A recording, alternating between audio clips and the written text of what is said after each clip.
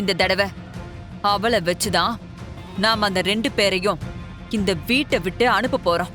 அது எப்படி அத்த முடியும்? இதெல்லாம் நடக்கிற காரியமா? ஏன் நடக்காது? இந்திராணி புருஷனையே இந்த வீட்டை விட்டு அனுப்ப முடிஞ்ச என்னால இதுங்களை அனுப்ப முடியாதா என்ன? செழியனையே கெட்டவன்னு இந்திராணிய நம்ப வச்சேன். இப்ப வரைக்கும் அத அவ நம்பிட்டு இருக்கிறதுனாலதான் இன்னும் அவனால இந்த வீட்டுக்குள்ள வரவே முடியல. கண்டிப்பா இதுக்கப்புறமும் வரவே மாட்டான். அயலியும் சிவாவும் மறுபடியும் இந்த வீட்டுக்குள்ள வந்திருக்காங்கன்னா அதுக்கு காரணம் அவங்க மேல வச்சிருக்கிற அசைக்க முடியாத நம்பிக்கைதான். இந்திராணிய பொறுத்த வரைக்கும் இப்போதைக்கு அவங்க 2 பேரும் மட்டும்தான் உலகத்திலேயே ரொம்ப நல்லவங்க. நாம கை வைக்க போறது அதுலதான். இந்திராணி கிட்ட இருந்து அயலி சிவாவோட நல்ல பேரை உடைக்கணும். அதுங்க மேல இந்திராணி வச்சிருக்கிற நம்பிக்கை கொஞ்சம் கொஞ்சமா குறையணும். அது முழுசா போறதுக்குள்ள நாம பெரிய பாமா போட்டு அவளோட நம்பிக்கைய மொத்தமா அழிச்சிடணும். அதுக்கப்புறம் இந்திராணியே அதுங்க 2 பேரையும் இந்த வீட்டை விட்டு நிரந்தரமா அனுப்பிடுவா. இதுக்கப்புறம் நாம வைக்க போற ஒவ்வொரு ஸ்டெப்பும் ரொம்ப கவனமா இருக்கணும் ரித்திகா. இந்திராணிக்கு நம்ம மேல ஒரு சின்ன டவுட் கூட வந்துடக்கூடாது. நாளையில இருந்து நம்மளோட ஒரே குறிக்கோள் அயலி சிவாவோட நல்ல பேரை ஸ்பாயில் பண்றது மட்டும்தான். அத பத்தி மட்டும்தான் நாம யோசிக்கணும். புரியுதத்த. இந்த தடவை எதுக்குமே அவசரப்படாம கொஞ்சம் கொஞ்சமா தான் மூவ் பண்ணணும். இந்த வீட்டை விட்டு நீங்க 2 பேரும் போக போறது கன்ஃபார்ம். போங்க, போய் மூட்டை முடிச்செல்லாம் கட்டிக்கிட்டு நாளைக்கு இங்க கிளம்பத்துக்கு ரெடி ஆகுங்க. போங்க. இந்த விஷயம் சம்பந்தமா நீங்க ஒரு ஸ்டெப் எடுத்து வச்சாலும் நான் 4 ஸ்டெப் எடுத்து வைப்பேன்.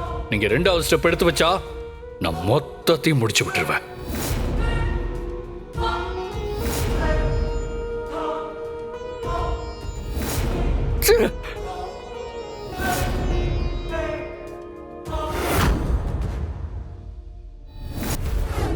என்ன கொஞ்சம் அமைதியா இருந்தா பேசிட்டு போயிட்டே இருக்க.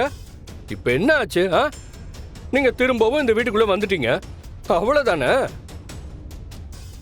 எனக்கு என் அக்கா மேல இருக்கிற அக்கறையால தான் நீங்க 2 பேரும் மறுபடியும் இந்த வீட்டுக்குள்ள வந்திருக்கீங்க. உங்களை விட எனக்கு என் அக்கா முக்கியம்.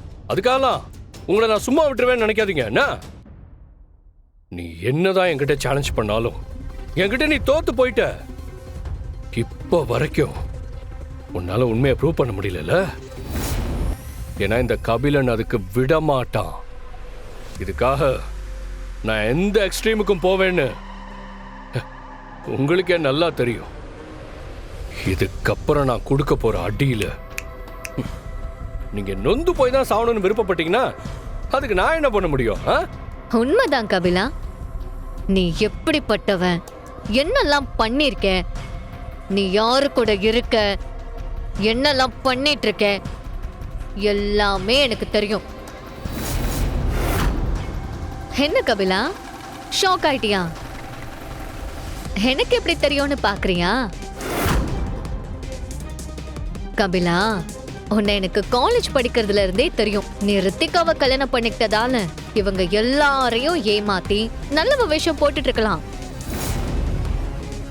ஆனா நான் உன்னை நம்பல. அன்னில இருந்து இப்ப வரைக்கும் உன்னை நான் வாட்ச் பண்ணிட்டே தான் இருக்கேன். அவங்களால அவங்க சித்தப்பாவை விட்டு கொடுக்க முடியலனாலும் நாம சொல்றதுல ஏதோ இருக்குன்னு அவங்களுக்கு தோணுது. அது என்னன்னு தெரிஞ்சுக்கணும்னு அவங்க நினைக்கிறாங்க. கூடிய சீக்கிரமே அவங்களுக்கு நாம சொல்றதுதான் உண்மைன்னு ப்ரூவ் பண்ணணும். அவங்க சொன்ன மாதிரி ரொம்ப டைம் எடுத்துக்காம சீக்கிரமாவே அந்த வேலையை ஆரம்பிக்கணும். அது அவங்களுக்கு மட்டும் இல்ல, நமக்காகவும் தான். இதுக்கப்புறம் எப்படி அயலி ப்ரூவ் பண்றது? நம்ம நம்பிக்கையா இருந்த ஒரே ஒரு விஷயம் அதுவும் சாம்பலா போயிருச்சு.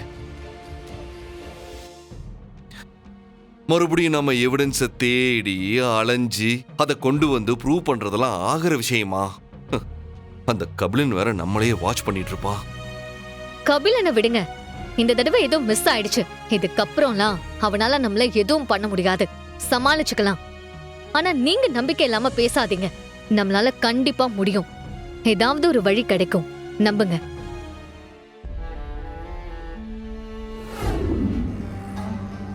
என்னடா நடக்குது என்ன சுத்தி? யாரா அதுக்கு பின்னாடிலாம் இருக்கா? இந்த வர்மாவுக்கு ஸ்கெட்ச் போடுறது யாரா? ஏதோ சரியில்லை. முடிஞ்சதுன்னு நினைச்ச ஒவ்வொரு விஷயமும் இத்தனை வருஷம் கழிச்சு மறுபடியும் என்னை தேடி வந்துகிட்டே இருக்குடா. முதல்ல இந்த அர்ச்சனாவுடைய பேரு என் கண்ணு முன்னாடி வந்து போச்சு. அப்புறம் அவளை பத்தின கதையும் இந்திராணி அப்பனை பத்தின கதையும் வந்து போச்சு.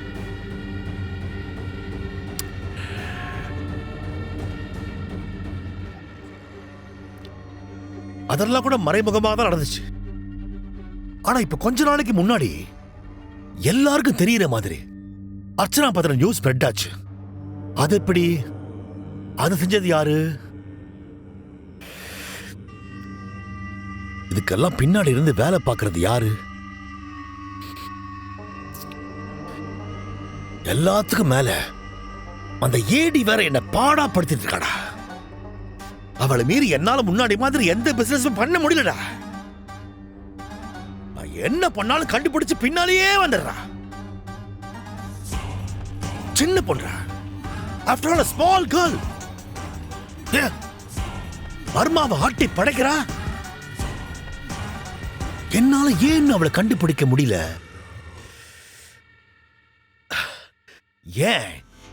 ஏன்டா ஏன் இது எல்லாமே ஒவ்வொன்றும் என் மைண்டுக்குள்ள ஒண்ணா வந்து போதுடா.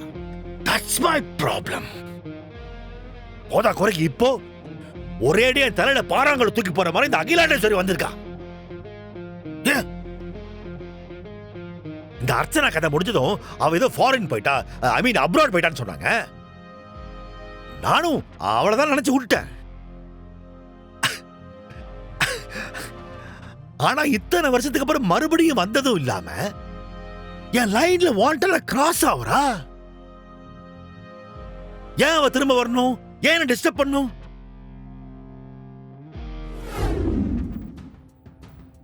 இந்த வர்மாவையே ஆட்டம் காண வச்சவங்க 4 பேர் இருந்தாங்க.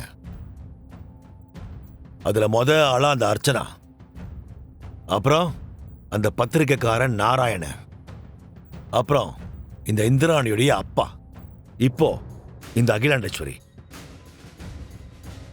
இது இந்த 4 பேருக்கும் எனக்கும் உண்டான கதைடா ஜானி. இதுல 3 பேர் இறந்துட்டாங்க. ஆனா இந்த அகிலாண்டேஸ்வரி மட்டும் இன்னும் இருக்கா. அதுவும் கபிலன் சொல்றத பார்த்தா அவ இந்திராணி ஃபேமிலிக்கு ரொம்ப க்ளோஸா இருப்பாளோன்னு தோணுது. அகிலாண்டேஸ்வரி மூலமா இந்திராணியுடைய அப்பா இறந்ததுக்கு காரணம் தெரிய வந்ததுன்னு வச்சுக்கோ, அப்புறம் இந்திராணி சும்மா இருக்க மாட்டா.